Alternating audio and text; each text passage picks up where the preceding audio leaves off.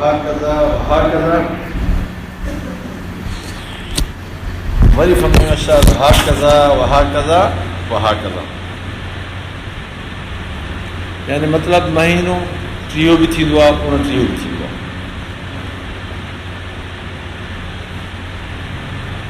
फरमायो तव्हां चंड ॾिसो, 29 तारीख़ ते चंड ॾिसणो आहे, कोशिशि करणी आहे। फरमायो इन गुम अलैकुमुल हिलाल अकमिलू इद्दत सलासीन, जेकॾहिं तव्हांखां चंड लिकी वञे, माना चंड हूंदो सही, 29 तारीख़ ते चंड हूंदो सही, पर तव्हांखे नज़र न अचे, तमामु बारीक हुजे, या मबादा बादल गैब झुड़ वग़ैरह थी थो वञे, या गिरदो गुबार अची थो वञे, जंहिंजे करे जेको बारीक चंड आहे 29 वारो उहो तव्हांखे नज़र नथो अचे, त पोइ तव्हां 30 रोज़ा पूरा करे सघो। उहो त बसि इंतिहाई उनजो अदद आहे। 30 खां मथी इस्लामी महीननि जा अयाम न थींदा आहिनि बसि। छा त इन हदीस सां हुज़ूर पाक सल्लल्लाहु अलैहि वसल्लम जन इहा ॻाल्हि वाज़े करे ॿुधाई त शहर वहाकज़ा वहाकज़ा वहाकज़ा, यानी महीनो 29 थींदो आहे ऐं 30 थींदो आहे।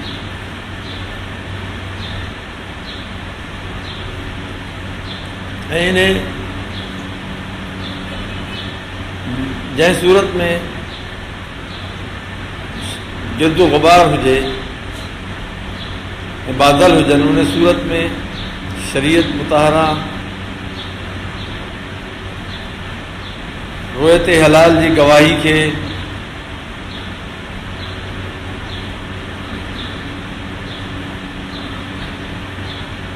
ॿिए अंदाज़ में रखियो आहे। ऐं जेकॾहिं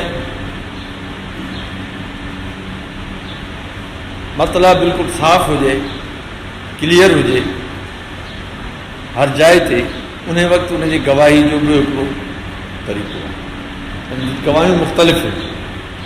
हिकिड़ी गवाही आहे जॾहिं मतिलबु अबर आलूद आहे, उन जो हिकिड़ो ॿियो अंदाज़ आहे।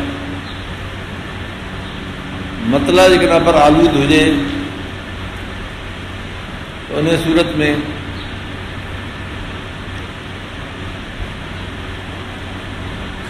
मुख़्तसिर माण्हू जेके शाहिद आदिल हुजनि, सचा हुजनि, निमाज़ी हुजनि, अक़लमंद हुजनि, उनजी निगाह बीनाई दुरुस्त हुजे, उहे माण्हू जेकॾहिं शाहिदी ॾियनि था थोरा ई मुख़्तसिर, उन्हनि जी गवाही ते माण्हू खे क़बूल करे सघे अहिड़ी तरह सां। पर जेकॾहिं मतिलबु बिल्कुलु साफ़ आहे, हर जाइ ते क्लियर आहे, उन सूरत में इन गवाही मुख़्तसिर गवाही खे न क़बूल कयो वेंदो। उन सूरत में गवाही हुजे तमामु घणनि माण्हुनि जी, जंहिंखे जमे गफ़ीर सां ताबीर कयो वेंदो आहे। यानी तमामु घणा माण्हू जंहिंजो इज्तिमा किज़्ब ते महाल हुजे, एतिरा माण्हू कूड़ नथा हणी सघनि, पोइ उन जी सूरत में माण्हू रोज़े जो इफ़्तार करे या इब्तिदा करे। बहरहाल इब्तिदा में थोरी कमज़ोर गवाही बि क़बूल कई वेंदी आहे। इम्तिहा में गवाही खे वधीक अहमियत आहे, छाकाणि उन में माण्हू रोज़े जो हिकिड़ो तर्क थो करे, फ़र्ज़ु आहे उनखे माण्हू छॾे थो, एतिकाफ़ खे छॾे थो, ईद जो एतमाम करे थो। इन सूरत में उन शाहिदी खे वधीक अहमियत आहे। छो त रोज़ो त नफ़िल थींदो आहे, तंहिंजे करे ईद वारे चंड खे वधीक एतमाम सां ॾिठो वेंदो आहे। जीअं त असांजे मुल्क में इहो सारो निज़ाम बज़ाहिर हुकूमत जे सुपुर्द आहे, त रफ़्ता रफ़्ता इन एतमाम जे करे माण्हुनि मां उहो तरीक़ो, माण्हुनि में उहा तरबियत, उहा रग़बत निकिरी वई। माण्हुनि खे इहा बि ख़बर न आहे त चंड किथे निकिरे थो, उन जा पॉइंट्स कहिड़ा आहिनि, उन जो वक़्तु छा आहे का ख़बर ई न, कंहिंखे बि ख़बर न। हाणे हीअ जेको चंड हुयो उन में संगत खां पुछूं पिया, उहे चवनि पिया असां साईं निमाज़ रोज़ो पंहिंजो इफ़्तार कयोसीं, इफ़्तार खां पोइ निमाज़ पढ़ीसीं, पोइ वञी साईं चंड ॾिसूं पिया, छो बि जिथे उनजी पॉइंट्स हुजनि, ज़ाहिर हुजे, मतला ज़ाहिर हुजे, चंड वारी जॻह ज़ाहिर हुजे। जीअं मसइला असां हिते वेठा आहियूं, हिन मस्जिद में चंड जी मतला आहे ई कोन। अगरि असां निमाज़ पढ़ी ॾिसंदासीं त चंड असां खां लभंदो ई न। वरी जॾहिं असां हितां ॿाहिरि निकिरी वञूं रोड ते, पर रोड ते वेंदासीं त असांखे नज़र न ईंदो। वरी अञा अधु किलोमीटर परते ओलह ॾे असां जॾहिं वञूं ॿाहिरी फिज़ा में, उते असांखे उहे मतला नज़र ईंदी जिते असां चंड ॾिसी सघूं था। त उते वञण खां पोइ असांखे पॉइंट्स किथे नज़र ईंदा त बाबा हिन पॉइंट ते हिन ज़ाविये में चंड मुतवक़ा आहे, ख़बर ई न। इहा थींदो आहे तजुर्बे सां, तजुर्बो त असां वटि आहे ई न, तजुर्बो असां वटि आहे ई न। मां तव्हांखे ॿुधायां थो पंहिंजे असांजे हिन जो वाक़ियो, हिकु त हिन मस्जिद जो 2 सालनि जी ॻाल्हि आहे, जॾहिं थोरो इख़्तिलाफ़ थी पियो अॻे बि ईद में, हुकूमत ऐलान कयो, वरी पोइ असां चंड पंहिंजो ईद न कईसीं।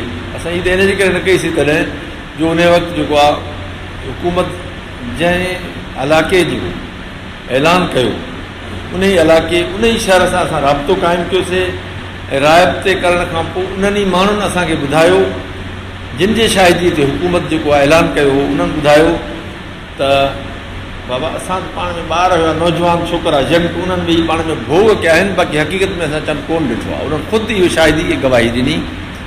उन गवाही जे करे असां बिल्कुलु उन हुकूमत जे ऐलान खे न मञियोसीं। असां चयोसीं बाबा जेको हक़ीक़त इहा आहे त चंड कोन ॾिठो वियो आहे, ऐं जेका शहादत पेश कई वई आहे इहा शहादत बिल्कुलु सही न आहे।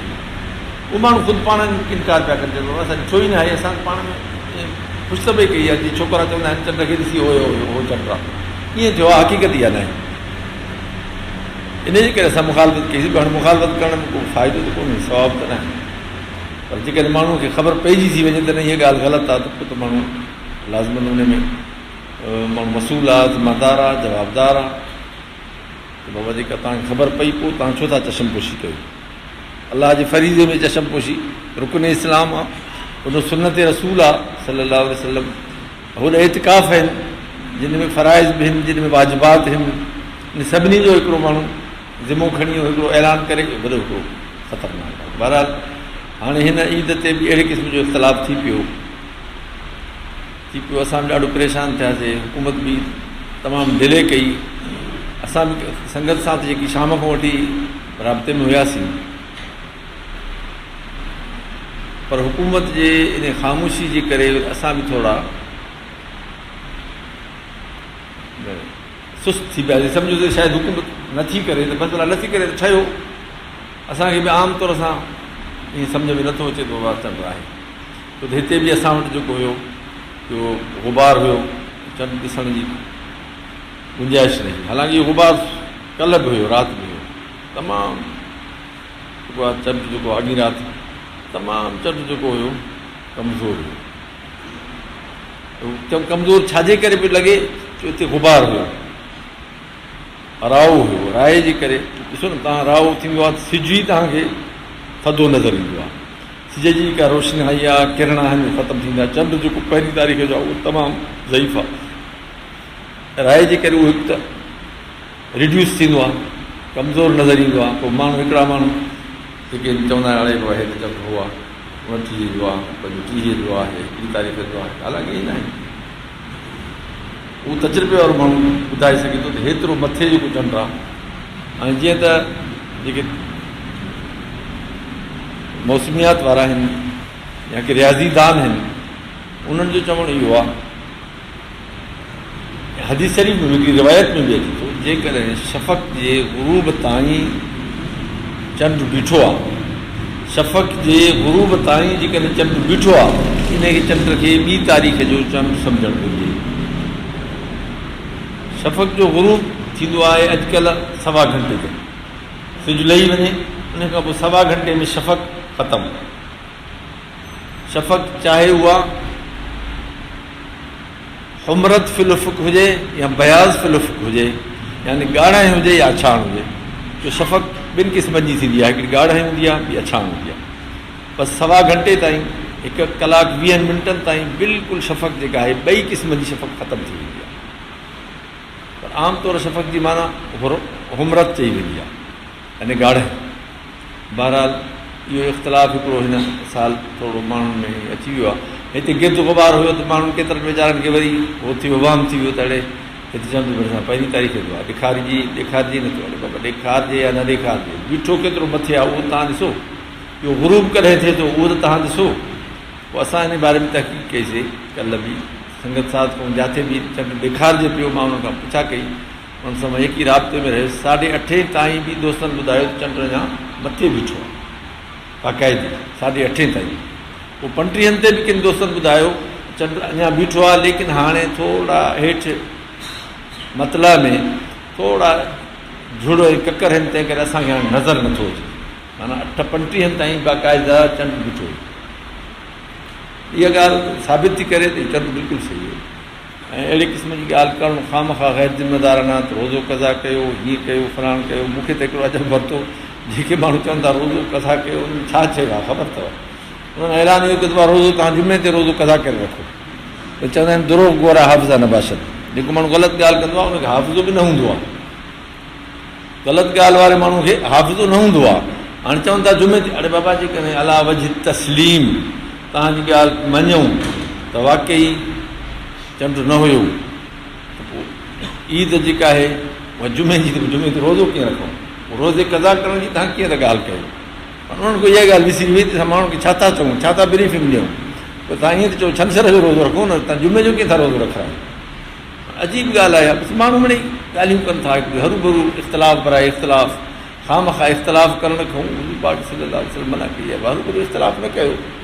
इख़्तिलाफ़ माण्हू तॾहिं करे जॾहिं हक़ ऐं बातिल वाज़े चिटो हुजे ऐं उहो हुजे त पोइ माण्हू करे। बाक़ी इख़्तिलाफ़ हिकिड़ो माण्हू मुंहिंजी मुखालिफ़ आहे त मां मिड़ई हुनजी मुखालिफ़त कयां, हिकिड़ो मुंहिंजो मुआफ़िक़ आहे त मां मिड़ई हुनजी मुआफ़िक़त कयां, इहा इस्लामी तहज़ीब न आहे, न इहो इस्लामी का ज़िमेदारी। जेको मुंहिंजो माण्हू आहे त मां हुनजी मुआफ़िक़त कयां, इहो बेइंसाफ़ी आहे, इहो ज़ुल्म आहे, इहो इस्लामी शरीयत जे क़ानून जे बिल्कुलु बरख़िलाफ़।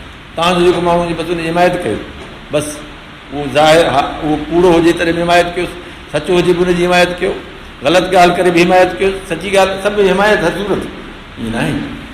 क़ुर शरीफ़ हिन खां मना थो करे। क़ुर चयो या अय्युहल्लज़ीना आमनू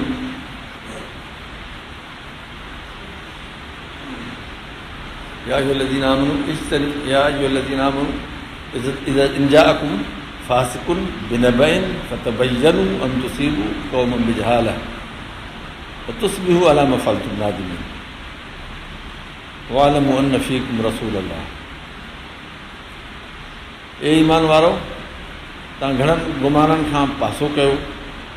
कुझु गुमान जेके आहिनि उहे गुनाह हूंदा आहिनि, तंहिं करे हरू भरू बदगुमानी न कबी आहे। पर जेकॾहिं के अहिड़ा शवाहिद ऐं अहिड़ी क़िस्म जूं अलामात नज़र अचनि थियूं, पोइ माण्हू बिल्कुलु करे सघे थो, बदगुमानी बि छो न करे सघे थो।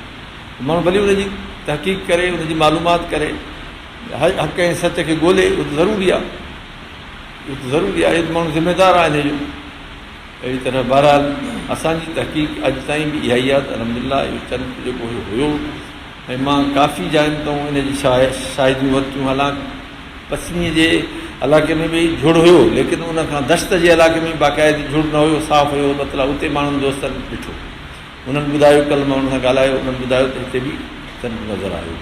ऐं उनखां सवाइ सुई जे इलाइक़े में, उते दोस्तनि सोबतपुर जे इलाइक़े में उते चंड ॾिठूं। उनखां सवाइ हरनाई जे इलाइक़े में चंड ॾिठूं। उनखां सवाइ चमन जे इलाइक़े में चंड ॾिठूं। काफ़ी इलाइक़े असां वटि बि चंड ॾेखारिजी आहे, पर असां वटि न ॾेखारण जो असुलु वजह इहो हुयो त असां जेको आहे उन चंड जे ॾिसण जी असां वटि का बि